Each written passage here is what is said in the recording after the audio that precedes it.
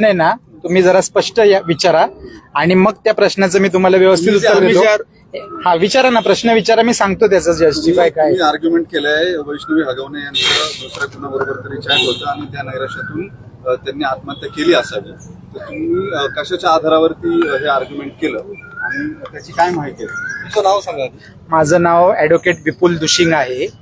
मी या केस हगवणे प्रकरणामधले 1 ते 5 म्हणजे सर्व हगवणे कुटुंबियांना रिप्रेझेंट करत आहे कोर्टामध्ये।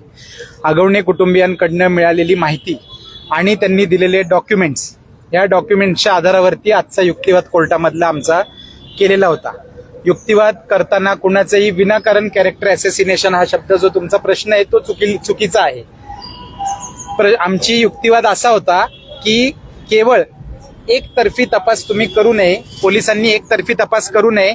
या मृत्यूच्या मागचं कारण आमच्या हगवणे कुटुंबियांचं सुद्धा या वैष्णवीच्या मृत्यूमुळे अतोनात नुकसान झालेलं आहे। ती नुसती याची बायको नव्हती तर ती त्याच्या बाळाची आई सुद्धा होती, त्याच्यामुळे त्या बाळाला सुद्धा आई ते बाळ आईच्या प्रेमाला मुकलेलं आहे, याचं वाईट वाटतंय आणि त्याच्यासाठी आम्ही पोलिसांना कळकळीची 16 तारखेपासून आम्ही सर्व कुटुंबीय पोलिसांच्या ताब्यात आहोत।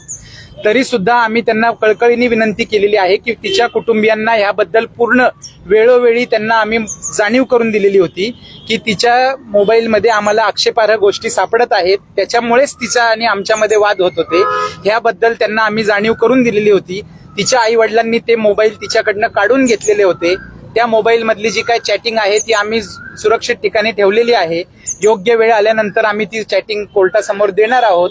ह्या चॅटिंग बद्दल पोलिसांना सुद्धा 16 तारखेपासून आम्ही ताब्यात असल्यापासून सांगत आलेलो आहोत, परंतु ह्या मीडियाच्या प्रेशरमुळे, पॉलिटिकल प्रेशरमुळे त्या गोष्टीकडे कुणीही लक्ष द्यायला तयार नाही। हा युक्तिवाद आम्ही केलेला आहे, त्यामुळे कुणाचं कॅरेक्टर ॲसेसिनेशन नाहीये। आमचं म्हणणं एवढं आहे की वैष्णवीचा जो काही मृत्यू झालेला आहे त्याचा खरा कल्प्रिट कोण आहे, खरा दोषी याच्यामध्ये कोण आहे हे शोधलं पाहिजे पोलिसांनी प्रामाणिकपणे तपास करून। ही आमच्या युक्तिवादाची बाजू आहे। चॅटिंग करत होती त्याच्यामुळे तिच्या कॅरेक्टर बद्दल आम्ही काय वाईट बोललेलं नाहीये।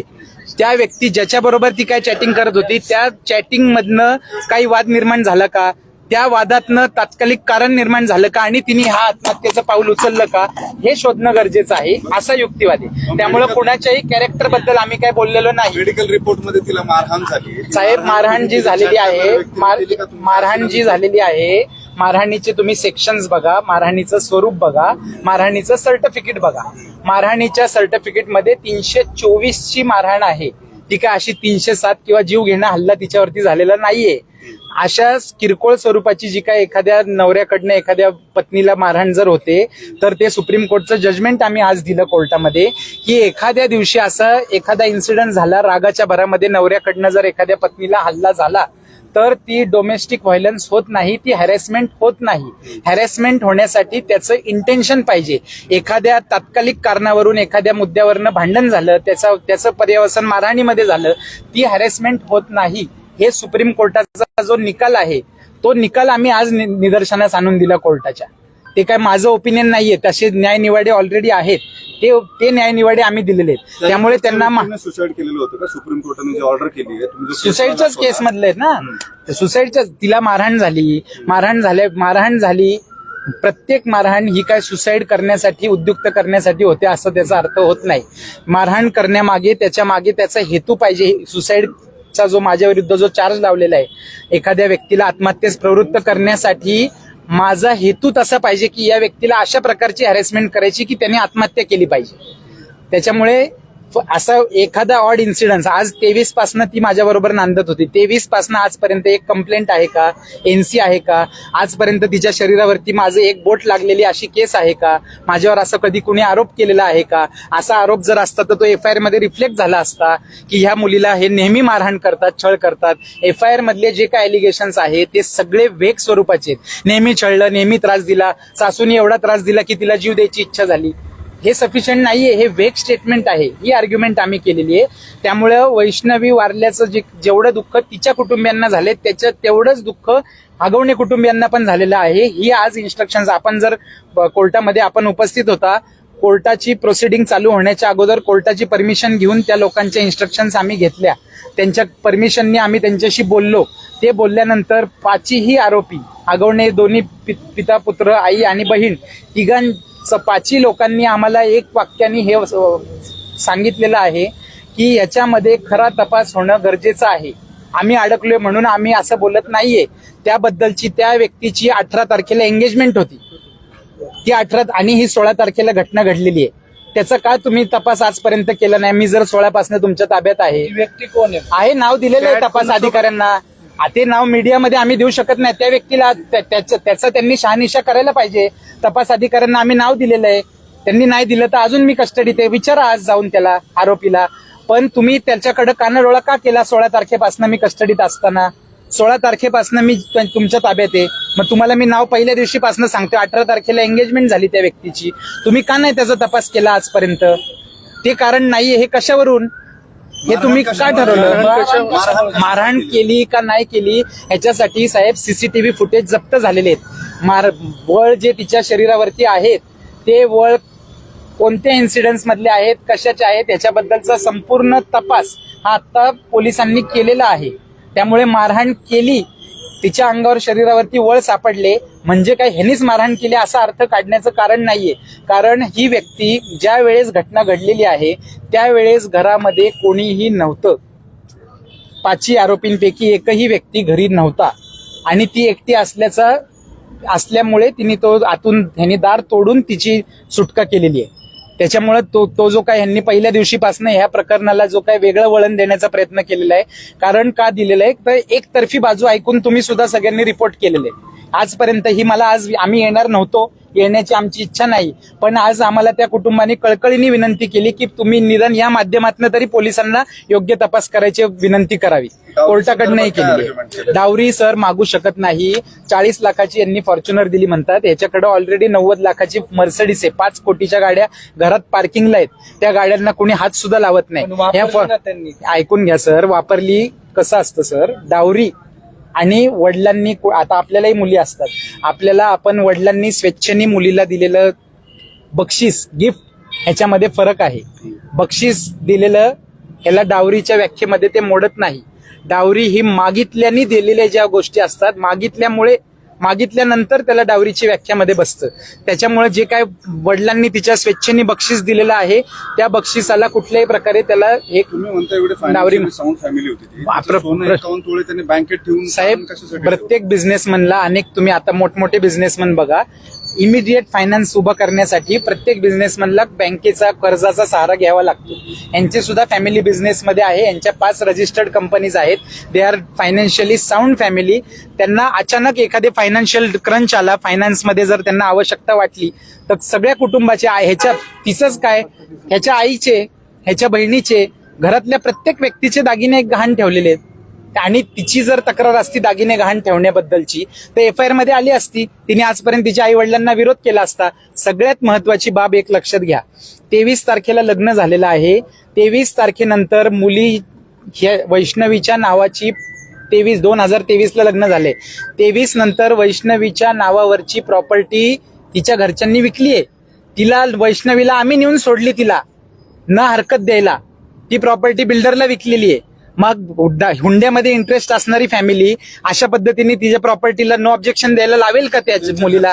बांधकाम व्यावसायिकांकडे जाऊन परस्पर भेटत होते असं तुमच्या आशेबद्दल का आरोप केला? तेच ते आरोप आहेत. आता त्यांना काही सापडत नाहीये ना आमच्या विरुद्ध. त्यांना फक्त एवढंच विचारा तुम्ही की तुमच्या मुलीचं ना हरकत तुम्ही घेतली का, प्रॉपर्टी विकली का बिल्डरला लयच्या लग्नानंतर? त्यावेळेस तिच्या सासरकडच्या लोकांनी ऑब्जेक्शन घेतलं का? तिला आणून सोडलं का घरी ह्या ट्रान्झॅक्शनसाठी, या व्यवहारासाठी? साहेब, निलेश चव्हाणवरती हा पूर्णपणे अन्याय झालेला आहे. निलेश चव्हाण हा त्याचा मित्र आहे. अशा एवढ्या वाईट परिस्थितीमध्ये त्यांनी त्याचं मैत्री निभावली. ते बाळ बघण्यासाठी 5 लोक तुरुंगात असताना ते लहान बाळ कुणी बघायचं होतं? ह्यांना अंत्यविधी झाला तेव्हा ह्यांनी बाळ काही नेलं नाही. ते बाळ बघायचं कुणी होतं? मग ह्यांनी रिक्वेस्ट केल्यामुळे ते बाळ त्यांनी सांभाळलं. त्यांनी बाळ सांभाळलं, ही माणुसकी दाखवली. उद्या सोडून गेला असता. पोलीस आहे, मीडिया माझ्या विरोधात आहे, पोलीस माझ्या मागे लागलेले आहेत, कशाला बाळ पकडायचं? तर कोणी त्यांनी बाळ सांभाळलं. त्याचा दोष काय त्याच्यामध्ये? त्याच्यावरती हा केवळ अन्याय त्याच्यावरती चाललेला आहे, ह्या युक्तिवाद केला आणि त्यांनी बाळाची हेळसांड केली असं त्याच्यावरती ज्युव्हेनाइल जस्टिस ऍक्ट सेक्शन 88 आणि 75 त्याच्या विरुद्ध त्यांनी चार्ज लावलेला आहे. तर ती हेळसांड केल्याचा कुठलाही ते बाळ त्यांनी व्यवस्थित सांभाळलं. तिच्या घरचे आले, अनेक आपले लोक होते, तुम्ही सुद्धा होता. सगळ्यांच्या देखत त्या बाळाची त्यांना कस्टडी त्यांनी दिलेली आहे. प्रश्नच नाही असं त्या आरोपींचं म्हणणं आहे. तेच आम्ही आज युक्तिवाद केला. त्याच्या संदर्भात काही बोलणं झालं का? नाही ते कस्टडी कोण मागणार आहे? त्याचा बाप जिवंत आहे त्या बाळाचा. कस्टडी कोण मागू शकतं? तो नॅचरल गार्डियन आहे ना, तो जिवंत आहे ना. एवढा अन्याय होतोय म्हणताय, पण ते त्याच निलेशनी बंदूक दाखवली ना तिच्या आई वडिलांना. साहेब ऐकून घ्या. कुठलीही गोष्ट there is a method in madness also. तुम्ही दिलं होतं का त्याच्या कस्टडीत? बाळ दिलं एक्स व्यक्तीने. मागण्याची पद्धत आहे का? तुम्ही असा मॉब घेऊन 100 लोक जाऊन त्याच्या घरी दादागिरी करायला जाणार का? मागण्याची पद्धत आहे का नाही? तुम्हाला रितसर तुम्ही जर जाऊन कायदेशीर प्रक्रियेचा अवलंब करून गेला असता, त्याच्या आज त्या बाळाचं संरक्षण करण्याची जबाबदारी ह्या आगवण्यांनी त्याच्यावर दिली होती ना. आता आपण हगवण्यांकडे ते बाळ येणार की नाही येणार त्याची आता त्यांच्याकडेच आहे ना बाळ त्यांच्याकडेच आहे ना. आता ती लिगल बॅटल होईल. कोर्ट काय देईल निकाल त्याच्यावर त्यांनी अर्ज करावा, त्याच्यावर कोर्ट देईल निकाल. चॅटिंग वगैरे होतं किंवा हुंडाबळीची पण ही केस आहे, मग आरोपी का फरार होते एवढे 8-8 दिवस? साहेब ऐकून घ्या, त्याला फरार म्हणणं हे शब्दच चुकीचं आहे. फरार म्हणणं, तुम्ही जर सुप्रीम कोर्टाचे न्यायनिवाडे बघितले तर एखादा इनोसंट व्यक्ती, पोलिसांचा ससेमिरा, त्यांची अटक, ह्याच्यामुळे डिप्रेशनमध्ये येऊ शकतो आणि तो स्वतःचं अस्तित्व काही काळ लपवू शकतो. ह्याला कोणी फरार म्हणू शकत नाही. फरार म्हणण्यासाठी त्याच्यासाठी वेगळे पॅरामीटर्स आहेत. फरार नाही, त्यांना उशिराने अटक झालेली आहे आणि अटक कशी झालेली आहे ते सुद्धा सगळं कागद आहेत, रेकॉर्ड आहे, त्याबद्दल काही हे नाही. चॅटिंगचा जो उल्लेख केला त्यामध्ये नेमकं काय होतं, कशात वाद होता आणि काय नेमकं त्यामध्ये मेन्शन केलं होतं? ते आता त्याच्याबद्दल त्या केसचा मी वकील नाहीये, त्यामुळे त्याच्याबद्दल मला माहिती. सांगितलं काय नेमकं वाद होता? काय साहेब प्रश्नच नाही. ज्या वेळेस अप्रोप्रिएट वेळ येणार आहे, पोलिसांनी आम्ही विनंती करून सुद्धा जर या अँगलनी तपास केला नाही तर आम्हाला आमच्या बचावासाठी पूर्ण संधी आहे. कसाबला सुद्धा बचाव करण्याची संधी या देशांनी दिलेली आहे. त्याच्यामुळे आम्ही हगवणे कुटुंबीय आहेत, आम्ही काय कोणी हे नाहीये, तर आम्ही आमचा बचावासाठी दाखवणार आहे. कोर्ट निर्णय घेईल योग्य ते.